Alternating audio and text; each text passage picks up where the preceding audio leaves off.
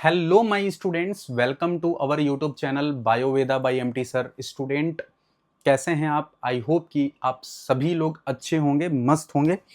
Student आज की इस वीडियो में हम लोग बात करने वाले हैं क्लास 10th का बायोलॉजी चैप्टर है बच्चा, हाउ डू ऑर्गेनिज्म रिप्रोड्यूस। और इस चैप्टर में हम लोग अभी तो फिलहाल इंट्रोडक्शन ही चल रहा है और इस चैप्टर में रिप्रोडक्शन क्या है, व्हाट इज रिप्रोडक्शन, रिप्रोडक्शन कितने टाइप्स के होते हैं और एसेक्सुअल रिप्रोडक्शन क्या है, सेक्सुअल रिप्रोडक्शन क्या है, what is the difference between asexual and sexual reproductions, variations क्या होते हैं, किस तरीके से कैरेक्टर जो है वो ट्रांसफर हो रहा है। तो मेरे कहने का मतलब है कि कैरेक्टर क्या है, ठीक है, ये सब चीज़ जो है आपको मैं इस वीडियो में समझाने की कोशिश करूंगा। ठीक है स्टूडेंट्स, तो धीरे धीरे हम लोग जो है चैप्टर को स्टार्ट करेंगे। जैसा आप सभी को पता है कि मैं एक सीरीज चला रहा हूं इस चैनल पे। सीरीज का नाम है बच्चा मंथन बोर्ड सीरीज 2027। इसकी खास बात यह है कि इस सीरीज के अंदर केवल और केवल मैं बोर्ड लेवल का ही पढ़ाई करवा रहा हूं। तो जो भी मेरे बच्चे इस वीडियो को देख रहे हैं, बहुत क्लियरली मेरा इंफॉर्मेशन है उनके लिए कि आप सभी इस चैनल पे बने रहिए। आपके बोर्ड के लिए बहुत ही ज़्यादा ये फायदेमंद होने वाला है और आपके लिए खास तौर से होने वाला है। चलिए, तो यहाँ पर हम लोग बात करने वाले हैं। सबसे पहले जो स्टार्ट करेंगे बच्चा टॉपिक वो है हाउ डू ऑर्गेनिज्म रिप्रोड्यूस। में टॉपिक जो पढ़ रहे हैं वो है do organisms create exact copies of themselves. Organisms क्या अपने जैसा एग्जैक्ट कॉपी बनाता है? क्या ऑर्गेनिजम्स अपनी जैसा एग्जैक्ट कॉपी बनाता है? ये मेरा आपसे सवाल है। जो बच्चे इस वीडियो को देख रहे हैं तो प्लीज़ जो है कि मुझे आपसे ये क्वेश्चन का आंसर चाहिए। जो कमेंट सेक्शन में आप इसका आंसर जरूर दीजिएगा कि क्या ऑर्गेनिज्म अपनी जैसा एग्जैक्ट कॉपी बनाता है। जल्दी इसका आंसर दीजिए। देखो, तो मैंने आपको बता दिया था बच्चा कि रिप्रोडक्शन क्या होता है। रिप्रोडक्शन क्या है? तो जिसमें कि फॉर्मेशन ऑफ न्यू ऑर्गेनिजम्स, नए ऑर्गेनिजम्स बनते हैं। रिप्रोडक्शन में जो ऑर्गेनिजम्स बनते हैं वो सिंगल पेरेंट से भी बन सकते हैं एंड टू पेरेंट्स के बीच से भी बन सकते हैं। अगर सिंगल पेरेंट इन्वॉल्व होगा तो वो एसेक्सुअल रिप्रोडक्शन होता है और यदि डबल पेरेंट इन्वॉल्व होगा तो वो सेक्सुअल रिप्रोडक्शन होता है। इस सेक्सुअल रिप्रोडक्शन में बच्चा कोई गैमेट फॉर्मेशन नहीं होता, वहीं दूसरी तरफ सेक्सुअल रिप्रोडक्शन में गैमेट फॉर्मेशन होता है। मतलब जैसे कि मेल गैमेट्स बनते हैं, फीमेल गैमेट बनते हैं, दोनों गैमेट में फ्यूजन होता है, जाइगोट बनता है, जाइगोट से एम्ब्रियो बनता है और एम्ब्रियो से न्यू ऑफस्प्रिंग का डेवलपमेंट होता है। वहीं दूसरी तरफ सिंगल पेरेंट डायरेक्टली जो है डिवीजन कर करके वो क्या करता है, एक न्यू ऑफस्प्रिंग न कह करके एक न्यू ऑर्गेनिज्म कह लेते हैं, ज्यादा बेटर होगा। तो न्यू ऑर्गेनिज्म्स रिप्रोड्यूस करता है। तो कहने का मतलब तो यही है कि ऑर्गेनिज्म पहले से ही है, वो रिप्रोड्यूस करता है न्यू ऑर्गेनिजम्स को, जिसे हम रिप्रोडक्शन कहते हैं। क्या कहते हैं बच्चा? रिप्रोडक्शन कहते हैं। ठीक है, क्या कहते हैं स्टूडेंट्स? रिप्रोडक्शन कहते हैं। ठीक है, चलिए आते हैं इसके बाद इसको देखते हैं। समझो इसको देखते हैं। देखो, तो यहां पर आप क्या समझने वाले हो, तो ये बेसिकली इन्वॉल्व होता है सेल डिवीजन में। ठीक है, इसके की कॉन्सेप्ट्स क्या है? Reproduction is a formation of DNA copies. ठीक है, ये डीएनए कॉपी का फॉर्मेशन भी करता है। ठीक है, बिल्कुल करेगा ना। सेल डिवीजन में पहले कैरियोकाइनेसिस होता है और साइटोकाइनेसिस होता है। कैरियोकाइनेसिस बच्चा जिसमें कि न्यूक्लियस डिवीजन करेगा, साइटोकाइनेसिस में साइटोप्लाज्म डिवीजन करेगा। तो पहले न्यूक्लियस डिवीजन करेगा तो स्वाभाविक सी बात है कि जो न्यूक्लिक कंटेंट होंगे वो डबल होंगे, वो रेप्लिकेट करेंगे। तो स्वाभाविक सी बात है कि जब न्यूक्लियस डबल्ड होंगे, मतलब उसके अंदर न्यूक्लिक मटेरियल, तब साइटोप्लाज्म भी अलग अलग होंगे। तो इससे एक सेल दो सेल बना लेता है। तो यहां पर जब भी सेल डिवीजन होगा तो न्यूक्लियोप्लाज्म का फॉर्मेशन डबल हो जाता है। चलिए, DNA present in cell, DNA cell के अंदर पाए जाते हैं, चाहे वो यूनिसेलुलर हो, चाहे मल्टीसेलुलर हो, चाहे प्लांट कह लो, चाहे एनिमल्स कह लो, चाहे बैक्टीरिया कह लो। डीएनए जो होगा बच्चा वो सभी ऑर्गेनिजम्स में प्रेजेंट होगा। आप ये दूसरी भाषा में ये कह सकते हो कि जो लिविंग ऑर्गेनिजम्स होते हैं, अगर वो लिविंग हैं तो वहां पर डीएनए होंगे। ठीक है, यहां तक बात समझ में आ रही है? चलिए, अब डीएनए जब सेल में प्रेजेंट होगा तो ये सेल कैरी क्या करता है? इंफॉर्मेशन मतलब क्या कहना चाहता हूं, जैसे हम लोग की बॉडी है, हम लोग की बॉडी में सर डीएनए है, बिल्कुल डीएनए है बच्चा। तो अगर सर बताइए, अगर डीएनए है तो हमारे बॉडी के जो सेल्स हैं उन सबका इंफॉर्मेशन किसके पास है? डीएनए के पास है। डीएनए के पास होता है इंफॉर्मेशन। ठीक है, फॉर मेकिंग प्रोटीन्स, क्या बनाने के लिए, प्रोटीन। क्यों प्रोटीन बनाएगा भैया, एक्सप्रेस करेगा बॉडी कैरेक्टर्स को, बॉडी कैरेक्टर का एक्सप्रेशन करेगा। जैसे मैंने आपको पहले ही बताया था, अगर कलर ऑफ हेयर ब्लैक है तो स्वाभाविक सी बात है उसके लिए रिस्पॉन्सिबल प्रोटीन है, और उस प्रोटीन को बनाया किसने, डीएनए। और यदि कलर ऑफ स्किन वाइट है, लाइट वाइट है, डार्क वाइट है, डार्क कलर है, ठीक है, तो कलर का जो वेरिएशन आता है, तो स्किन कलर के लिए रिप्रेजेंट कौन करेगा, प्रोटीन। प्रोटीन कौन बनाता है, डीएनए। डीएनए प्रोटीन बना रहा है तो प्रोटीन कैरेक्टर एक्सप्रेस कर रहा है। बॉडी की हाइट टॉल है, ड्वार्फ है, कैसा है, तो ये कहीं ना कहीं कंट्रोल कौन कर रहा है, प्रोटीन। और प्रोटीन को कौन बनाया, डीएनए।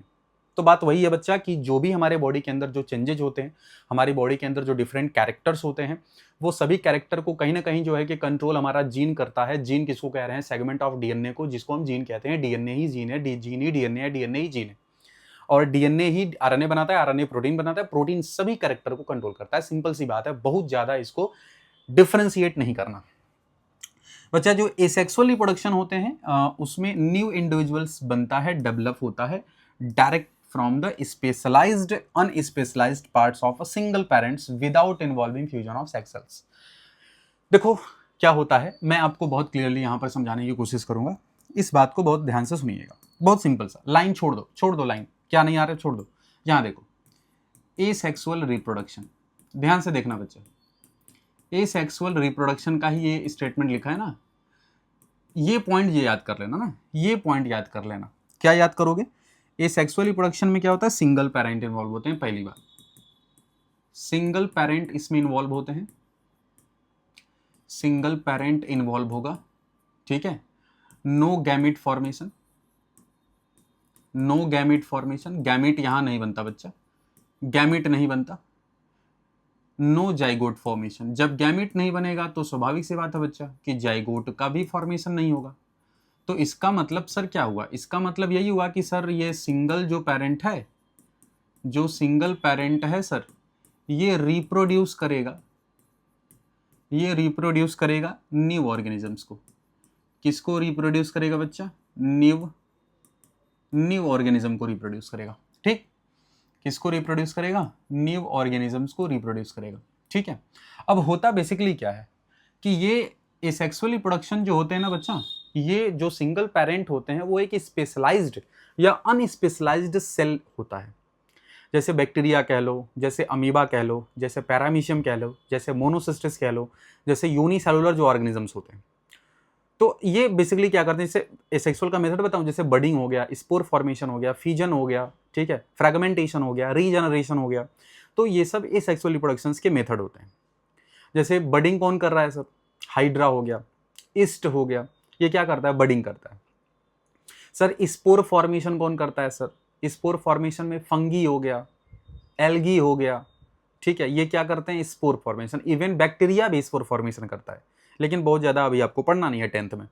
वैसे ही सर ये रीजनरेशन का सर बता दीजिए। रीजनरेशन में प्लेनेरिया है, प्लेनेरिया एक अच्छा एग्जांपल है रीजनरेशन करने का। तो मेरे कहने का मतलब है ना कि ये सब स्पेशलाइज्ड सेल्स होते हैं या अनस्पेशलाइज्ड होते हैं, जो कि क्या करते हैं, अपने डिवीजन करके एक नया ऑर्गेनिजम्स प्रोड्यूस कर देते हैं। तो ये कैसे होते हैं बच्चा, ये सेक्सुअल रिप्रोडक्शन करने वाले, ये स्पेशलाइज्ड और अनस्पेशलाइज्ड होता है सेल। मतलब कि कहने का मतलब बहुत क्लियर है बच्चा कि जैसे अमीबा का ही देख लो, तो अमीबा क्या एक डिफिनिट शेप साइज होता है, नहीं। अमीबा अपने अपने हैबिटेट्स के अकॉर्डिंग क्या करता है, अपने को चेंज करता रहता है, उसका कोई फिक्स शेप साइज नहीं होता अमीबा का, अनस्पेशलाइज्ड है वो, ठीक है, कोई फिक्स उसके पास। और जितने भी फिजियोलॉजी वो करता है बच्चा अपने सेल सरफेस से करता है, उसको बॉडी सरफेस कहते हैं। तो यहां तक बात क्लियर समझ में आनी चाहिए। चलो इसके बाद फिर बच्चा यहां पर हम बात करें, ये पार्ट समझ में आया, चलिए। Offspring resulting from the asexual reproduction exactly identical to the parent except in size are called clones.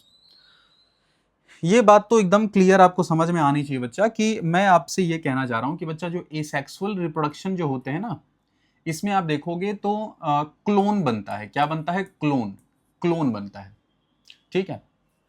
अब ऐसा नहीं है कि जो उसकी जितना बड़ा साइज वगैरह वेरी करता है, बट कॉपीज बिल्कुल एग्जैक्ट बनती है, क्लोन कहते हैं उसको। इस क्लोन को आप क्या कह सकते हो, पेरेंट के जैसा एग्जैक्ट कॉपी बनता है, पेरेंट के ही जैसा बिल्कुल हूबहू होगा, एग्जैक्ट कॉपी होगा, हूबहू होगा, ठीक है, एग्जैक्ट कॉपीज। ये कहाँ बनती है बच्चा, ये कहाँ बनती है, ये कहाँ बनती है, ये सेक्सुअल रिप्रोडक्शन में। अब सिंपल सी अगर मैं तुमको बोलूं कि अगर बच्चा, मुझे एक बात बताओ, अगर हाइड्रा है और हाइड्रा यदि बच्चा बडिंग करता है तो हाइड्रा से कुछ दूसरा ऑर्गेनिजम्स तो नहीं ना बनेगा, हाइड्रा से हाइड्रा ही बनेगा। वैसे ही प्लेनेरिया प्लेनेरिया ही बनाएगा। मेरी बात समझ रहे हैं कि नहीं समझ रहे हैं? वैसे ही अगर फंजाई है तो फंजाई अगर स्पोर्स प्रोड्यूस कर रहा है तो उस स्पोर्स डेवलप करके न्यू फंजाई ही बनाएगा। तो मेरे कहने का क्या मतलब है, हाइट शेप साइज थोड़े वेरी कर सकते हैं बट कॉपी हूबहू बनती है, एग्जैक्ट कॉपी बनती है। कहां पर? एसेक्सुअल रिप्रोडक्शन के अंदर। कहां पर? एसेक्सुअल रिप्रोडक्शन के अंदर। यहां तक बात समझ में आ रही है? चलिए ठीक है, यहां पॉइंट समझ में आया, आगे बढ़ जाते हैं। देखो अब यहां पर समझोगे क्या कि ईच इंडिविजुअल्स, ठीक है बच्चा, ध्यान से सुनिएगा इस बात को, each individuals of a clone is called ramet. बच्चा होता क्या है, जैसे अगर मैं तुमसे अभी मैंने बोला कि जो बडिंग जो करता है, बडिंग कौन करता है, मुझे बात बताओ, बडिंग कौन करता है बच्चा बताओ? हाइड्रा हो गया चाहे ईस्ट हो गया। अब हाइड्रा से अगर हाइड्रा बनेगा, ठीक है, तो इसी को हम क्या बोल रहे हैं, जितने भी बनेंगे हाइड्रा, इन्हीं को हम रैमेट बोलते हैं। क्या बोलते हैं? रैमेट। क्या हो रहा है यार, इसको हम क्या बोलते हैं? रैमेट कहते हैं, ठीक है। इसको क्या बोलते हैं बच्चा? रैमेट, मतलब क्लोन कह लो, एग्जैक्ट कॉपी। ठीक है, एग्जैक्ट कॉपी बनती है। अगला point, sexual reproduction. First haploid gametes are produce by meiotic division. इसको रिडक्शनल डिवीजन कहते हैं। Fusion of gamete take place leading to the formation of diploid zygote. क्या होता है सेक्सुअल रिप्रोडक्शन? देखो सेक्सुअल रिप्रोडक्शन समझाता हूं, ध्यान से सुनिएगा, ठीक है। सेक्सुअल रिप्रोडक्शन समझो, ये तो अच्छा समझ में आया ना बच्चा, ये तो समझ में आया ना कि रैमेट क्या है, रैमेट क्लोन को कहा जा रहा है, ठीक है। यहां पे समझो ये सेक्सुअल रिप्रोडक्शन क्या होता है, ठीक है। देखो ध्यान से सुनिएगा बच्चा, अगर मैं तुमसे कहूं सेक्सुअल रिप्रोडक्शन, ध्यान से सुनिएगा, ठीक है, बहुत क्लियरली सुनिएगा। सेक्सुअल रिप्रोडक्शन जो जो होता है बच्चा, इसमें पहली बात तो ये जानना है कि इसमें 2 पेरेंट्स इन्वॉल्व होते हैं। क्या होते हैं? 2 पेरेंट्स जो होंगे बच्चा, ये इन्वॉल्व होंगे। और इसमें एक और पॉइंट याद रखना है, गैमीट फॉर्मेशन होता है। क्या होता है यहां पर बच्चा? गैमीट फॉर्मेशन होता है। अब गैमीट फॉर्मेशन होगा कहने का मतलब है जाइगोटिक डेवलपमेंट होगा, जाइगोटिक डेवलपमेंट होगा। क्या होगा बच्चा? Zygotic development.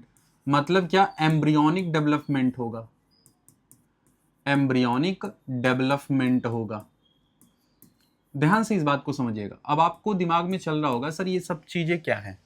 देखो सेक्सुअल रिप्रोडक्शन में जैसे जहां 2 पेरेंट इन्वॉल्व हो रहे हैं, जैसे मदर एंड फादर, जब ये रिप्रोड्यूस एक यंग वंस को करते हैं तो पहले तो गैमीट बनता होगा और गैमीट के बीच में फ्यूजन होता होगा। जैसे एक तरफ से स्पर्म है मेल गैमीट, दूसरी तरफ एग है जो फीमेल गैमीट्स है। तो जब ये स्पर्म और एग जब एक टाइम पर जब ये फ्यूज करते होंगे, जब मिलते होंगे, तो इनसे जो सेल बनता है उसको बोलते हैं जाइगोट।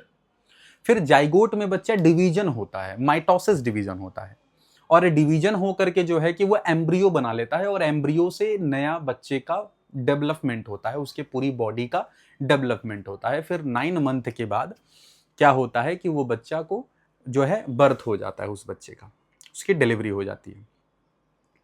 तो मैं यही बात आपको यहां पे समझाने की कोशिश कर रहा हूं, ठीक है। तो यहां पर आप क्या देखोगे कि इसमें ये बोला जा रहा है कि गैमिट्स जो बनते हैं बच्चा ना, उनमें मियोटिक डिवीजन होता है। क्या होता है? मियोटिक, मतलब मियोटिक, ठीक है।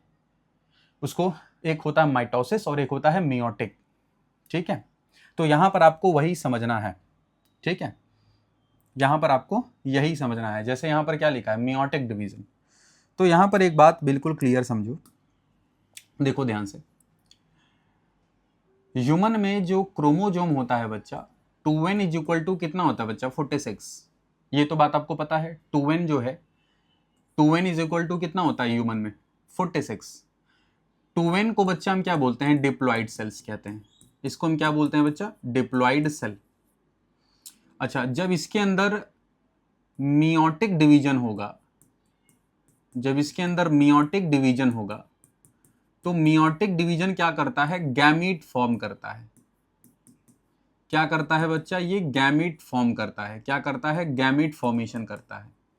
ये बात आपको पता होना चाहिए। देखो, सेल डिवीजन दो तरह का आपने पढ़ा होगा। एक पढ़ा होगा बच्चा माइटोसिस, और एक पढ़ा होगा मियोसिस, क्लास 9th में पढ़ा होगा। ठीक है, तो माइटोसिस क्या कर रहा था, mitosis responsible for growth and development of each cells. हर सेल का ग्रोथ एंड डेवलपमेंट के लिए जो रिस्पॉन्सिबल होता है वो बच्चा कौन होता है, माइटोसिस। वहीं मियोसिस में आपको ये पढ़ा गया होगा कि meiosis is responsible for half of chromosomes divided, half of chromosomes को हाफ नंबर में कन्वर्ट कर देता है, मतलब गैमीट फॉर्मेशन करता है। तो वही स्टेटमेंट यहां पर लिखा हुआ है कि सेक्सुअल रिप्रोडक्शन जो फर्स्ट हैप्लॉइड गैमीट प्रोड्यूस करता है, मियोटिक डिवीजन, जिसे हम रिडक्शनल डिवीजन कहते हैं। क्या कहते हैं बच्चा, रिडक्शनल। नाम से पता चल रहा है, रिडक्शनल मतलब रेड्यूस होना, क्रोमोजोम का नंबर कम होना, तो वो गैमीट बनाएगा। ठीक है। अच्छा, इसके बाद फिर यहां पर लिखा है कि fusion of gametes take place leading to formation of diploid. जैसे कि अब यहां पर क्या हो रहा है सर, यहां पर सर क्या हो रहा है बताइए, ये वाला स्टेटमेंट बताइए। देखो, मैं आपसे यही कह रहा हूं बच्चा कि मुझे एक बात बताओ, यहां बात बताओ, मेल गैमिट, मेल गैमिट और बच्चा फीमेल गैमिट, क्या, फीमेल गैमिट, अगर ये दोनों बच्चा फ्यूजन होगा इनका, तो ये जाइगोट बनाते हैं। क्या बनाते हैं बच्चा, ये जाइगोट बनाते हैं। और जाइगोट जो होता है बच्चा, वो डिप्लॉइड सेल होता है। क्या होता है, डिप्लॉइड सेल होता है। कैसे सर, क्योंकि गैमिट तो बच्चा हैप्लॉइड हो गया, फीमेल गैमिट हैप्लॉइड, जब ये दोनों मिलेंगे तो क्या बन जाएगा, 2n, और 2n क्या होता है, डिप्लॉइड सेल्स होता है। यही बात यहाँ पर बोली जा रही है कि मेल और फीमेल गैमिट फ्यूज होंगे तो क्या बनेगा, क्या बनेगा, जाइगोट बनेगा। और जाइगोट कैसा होता है, जाइगोट डिप्लॉइड्स होते हैं। ठीक है, क्या होते हैं, डिप्लॉइड जाइगोट कहते हैं इसको। अच्छा, इसके बाद देखो क्या है, zygote divide by mitosis division, जिसे इक्वेशनल डिवीजन कहते हैं, डेवलप इनटू इंडिविजुअल्स। ठीक है, डेवलप इनटू इंडिविजुअल्स। तो पहले एम्ब्रियो बनाता है, देन एम्ब्रियो जो है उसका डेवलपमेंट होकर के जो है ऑफस्प्रिंग का डेवलपमेंट हो जाता है।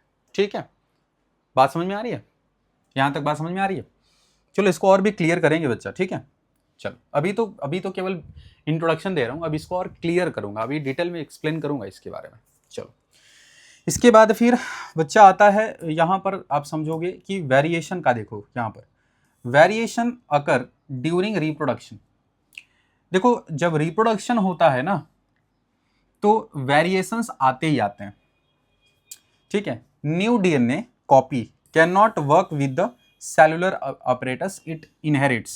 This inbuilt tendency of for variation during the reproduction is basic evolution of new species. कहने का बच्चा मतलब, देखो एक बात समझो, ये सब लाइन छोड़ दो, नहीं समझ में आ रहा तो मैं आपको समझाता हूँ।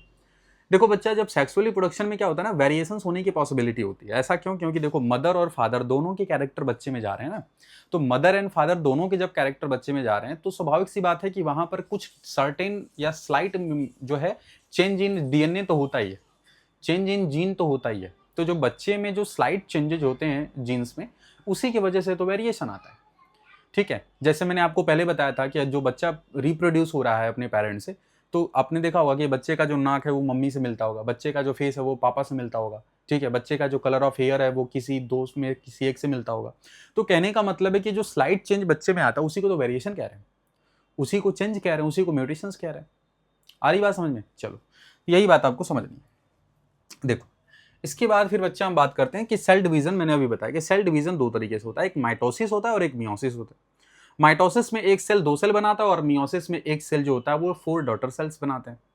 ठीक है, यहां पर वही पॉइंट्स यहां पर आपको सुनने और समझने को मिलेगा फिलहाल अभी के लिए। डिवाइड होता है 2 डॉटर सेल्स में। ठीक है, और ये एक दूसरे के क्या होते हैं, आइडेंटिकल्स नंबर होते हैं। ठीक है, और डिप्लॉइड्स जो सेल्स डिवाइड होते हैं, ये give rise to 4 haploid daughter cells बनाते हैं। ठीक है, each having half number of chromosomes as that parent cell it take place in germ sales.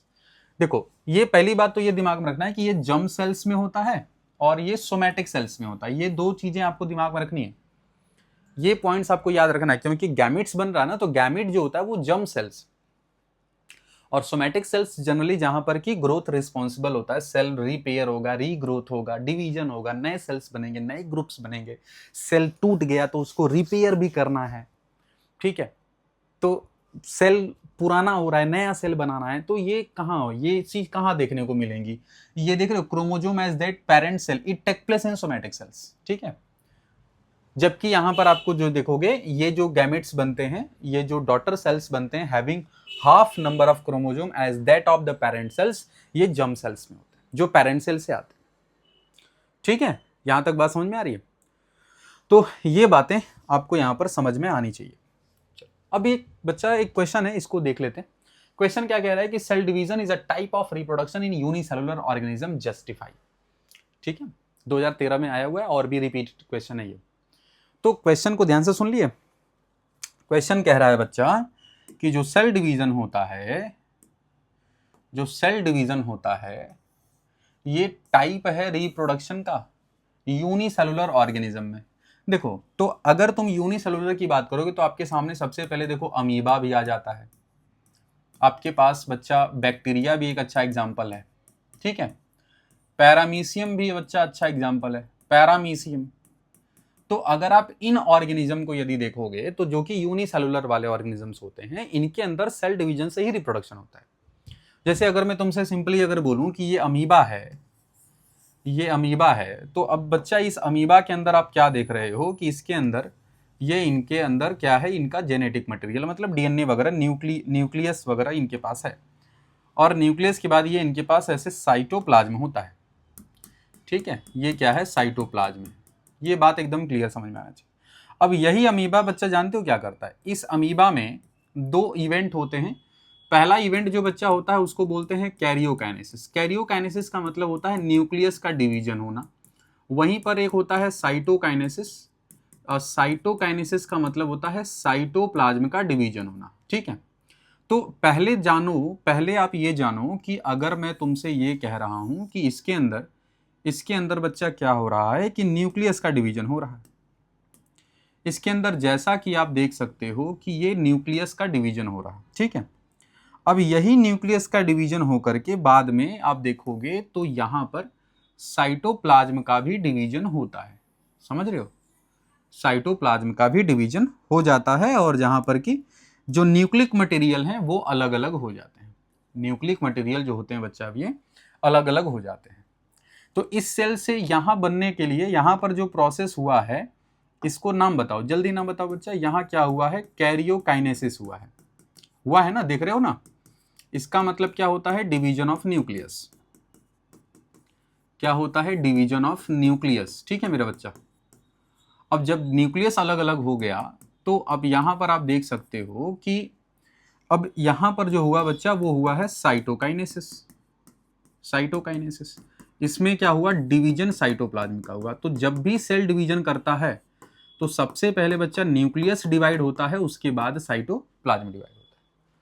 तो आप देख सकते हो कि ये जो पेरेंटल अमीबा है, ये जो पेरेंटल अमीबा है, ये रिप्रोड्यूस किया टू डॉटर अमीबाई। ये क्या रिप्रोड्यूस किया बच्चा, ये रिप्रोड्यूस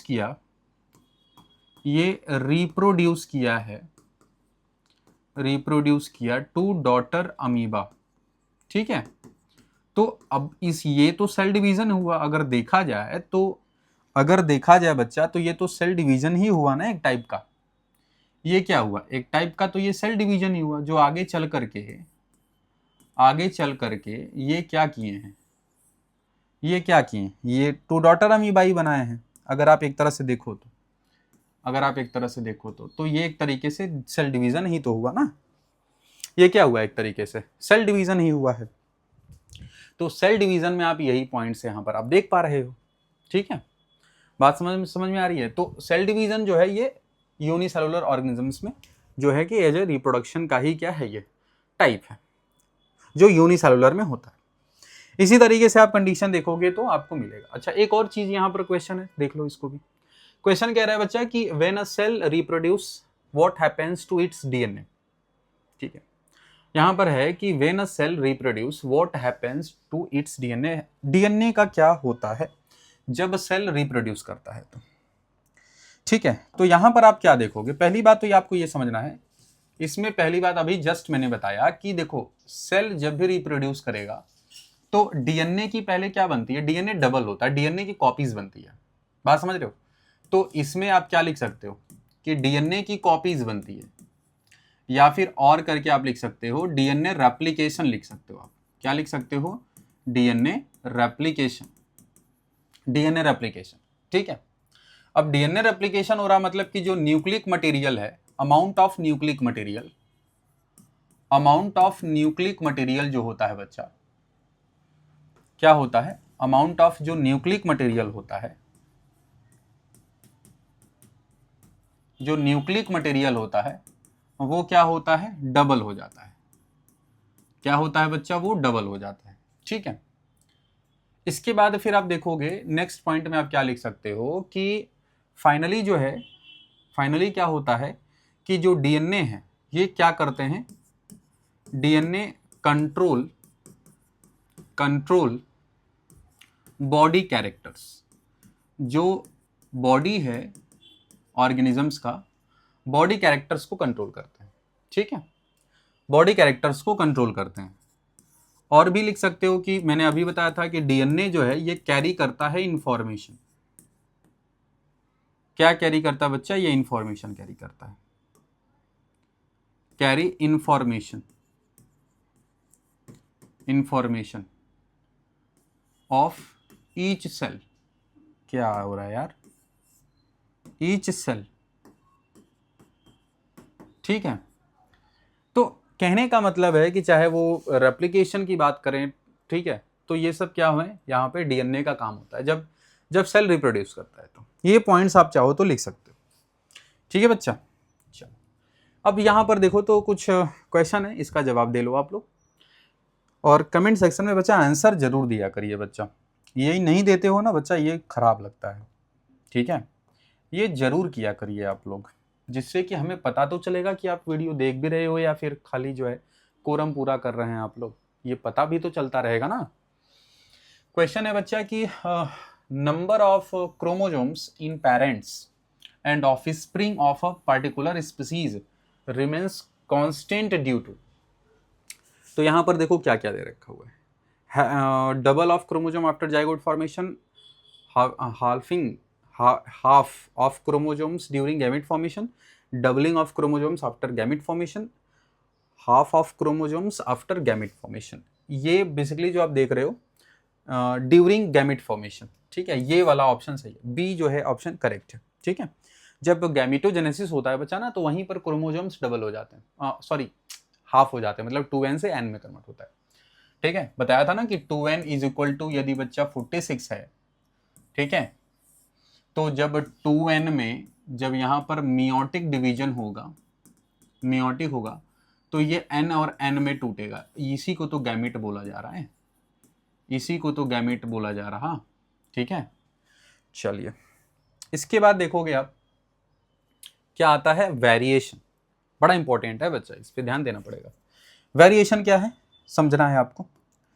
देखो बच्चा, मान लेते हैं, देखो वेरिएशन को अगर आप समझना है तो सबसे पहले इसको देखो, ये पेरेंट है, ठीक है, ये पेरेंट्स हैं, ठीक है बच्चा, ये फादर हैं और ये मदर है। ठीक है,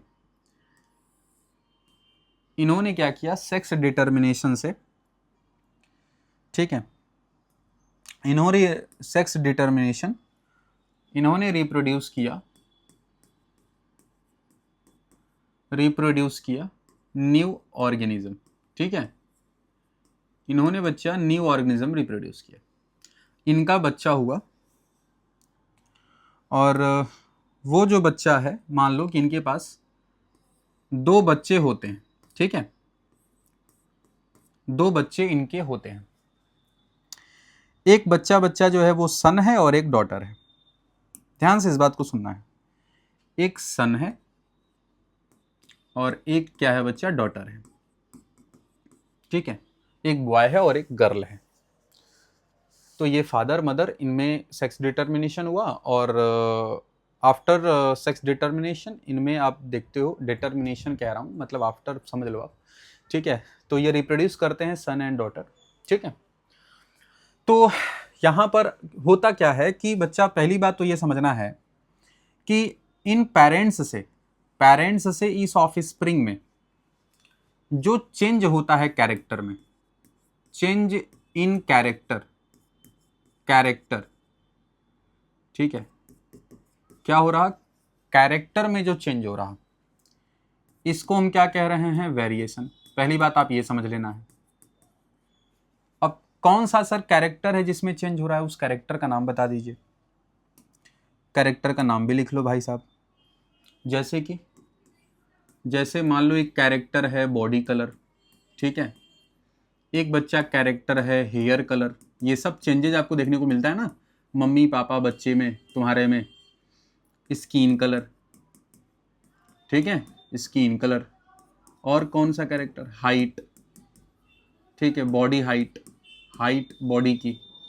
तो ये सब जो कुछ कैरेक्टर्स जो आपको देखने को मिलते हैं, ठीक है, तो अगर इन कैरेक्टर को आप सीन करोगे अपने और अपने पापा मम्मी में, तो तुम्हारे कैरेक्टर और अपने पापा मम्मी के कैरेक्टर में कुछ चेंजेस, बदलाव मिलता है। कुछ आपके बॉडी के कैरेक्टर पापा से मिलते हैं, कुछ मम्मी से मिलते हैं। तो ये तो चेंजेज हैं, इसी को वेरिएशन कह रहे हैं। क्या बोल रहे हैं बच्चे, इसको वेरिएशन कह रहे हैं। वहीं पर ये देखो, ये जो भाई बहन है आपस में, ये जो आपस में बच्चा जो भाई बहन है, ये आपस में जो भाई बहन है बच्चा, इनके बीच में भी तो कैरेक्टर में कुछ बदलाव होता होगा। भाई का हाइट ज्यादा है, बहन की हाइट कम है, तो ये बॉडी हाइट की बात हो गई। तो बॉडी हाइट में वेरिएशन हुआ कि नहीं हुआ, तो ये भी वेरिएशन है।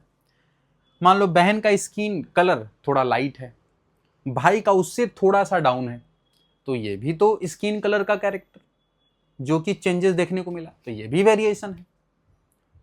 बात मेरी समझ रहे हो।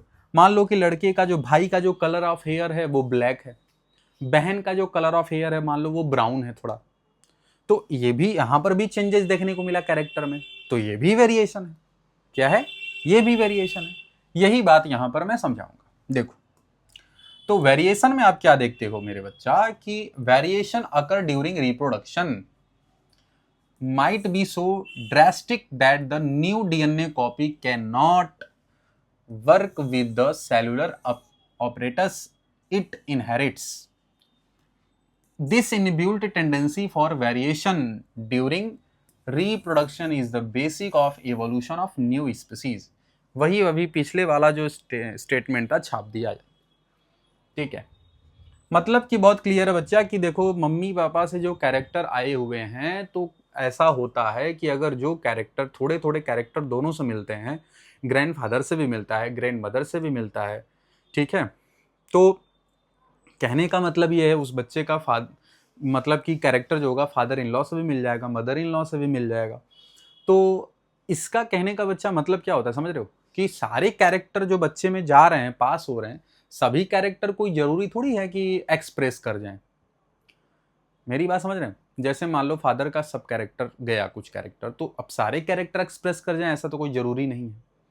ठीक है, क्योंकि डीएनए तो पास होता ही है, मतलब एक जनरेशन से दूसरे जनरेशन में पास होता है, तो कुछ जो डीएनए के कैरेक्टर जो डोमिनेंट वाले होते हैं वो पास होते हैं और वो एक्सप्रेस करते हैं, वो कैरेक्टर दिखते हैं। जैसे कि सर, अगर माँ बाप का हाइट सेम है और बच्चे का हाइट कम हो गया, सर ये इसमें किस तरीके का कंडीशन आ गई। मम्मी पापा का हाइट लगभग लगभग सेम है और बच्चे का, हमारी हाइट कम हो गई, तो इसके पीछे का रीजन जानते हो क्या होता है। ऐसा होगा कि पापा के जो जनरेशन, उनके पापा के फैमिली को देख लो, मम्मी के फैमिली को देख लो, कोई किसी की हाइट या तो ग्रैंड फादर ग्रैंड मदर, ठीक है, ये father in law mother in law का साइज जो होगा हाइट का, वो किसी न किसी का जो होगा कम होगा, तो वो वाले कैरेक्टर हो सकता है बच्चे में डोमिनेंट हो गए हों और वो बच्चा उस कैरेक्टर एक्सप्रेस कर गया उसके बॉडी के अंदर। तो बच्चा इस तरीके से होता है। अभी इसके बाद एक चैप्टर जेनेटिक्स का है, उसमें आपको और क्लियर समझ में आएगा। ठीक है, सिग्निफिकेंस वेरिएशन का देख लेते हैं बच्चा क्या होता है। Reproduction is link to the stability of population of species, सबसे इंपॉर्टेंट बात है भाई, सही बात है, ठीक है। तो जो रिप्रोडक्शन है ये कहीं ना कहीं स्पीसीज का जो पॉपुलेशन होता है उसकी स्टेबिलिटी पे लिंक्ड है। Variation are useful for the survival of species over time. बच्चा अगर स्पीसीज में वेरिएशंस आते रहेंगे तो कहीं ना कहीं वो एक उस स्पीसीज की जो पॉपुलेशन है वो लॉन्ग टर्म सर्वाइवेबिलिटी उसकी रहेगी, क्योंकि नेचर के हिसाब से बदलाव स्पीसीज के अंदर होना जरूरी होता है। अगर चेंजेस नहीं होंगे, वेरिएशंस नहीं होंगे, तो हो सकता है कि आने वाले समय में उस स्पीसीज का एक्सटिंक्ट हो जाना लगभग तय मान लिया जाता है, ठीक है। चलो अब इस पे भी क्वेश्चन आ गया। देखो क्वेश्चन क्या पूछ रहा है बच्चा, पूछ रहा है कि which of the following is not an outcome of variation present in population, bacterial resistant to heat, different colour of eyes, survival of species of over time, maintenance of body design features. ये तो नहीं है, ये नहीं है बच्चा ना, D जो है ऑप्शन है यहाँ पर सही होगा। देखो ये पूछा ना विच of the following not an outcome of variation, ठीक है, तो ये तो था ही, ये भी था, ये भी था, ठीक है। नेक्स्ट देख लो अच्छा, variation are useful for ensuring, ठीक है। यहां पर क्या होगा इसमें बताओ, सर्वाइवल ऑफ द स्पीसीज सही है, बिल्कुल सही है। मल्टीप्लीकेशन नहीं, एवोल्यूशन हाँ, तो ऑप्शन कौन सा होगा, डी ऑप्शन करेक्ट होगा, ठीक, ठीक है। इसके बाद फिर एक क्वेश्चन और है बच्चा, देखो characters that are transmitted from parents to offspring, एक मिनट बच्चा इसको सही कर देते हैं ना, पेरेंट्स टू ऑफस्प्रिंग क्या है बच्चा, पेरेंट्स टू ऑफस्प्रिंग। अब इसका आंसर बताओ, बता दो बच्चा इसका answer. During reproduction only similarities with parents, only variation with parents, both similarities and variation, C correct answer. क्या है, सिमिलरिटी डिसिमिलरिटीज, सिमिलरिटीज और वेरिएशन दोनों पेरेंट्स से ही होते हैं, कैरेक्टर जो ट्रांसफर होते हैं, ठीक है बच्चा। अगला जो लेक्चर होगा हम लोग फिर नेक्स्ट देखने वाले हैं।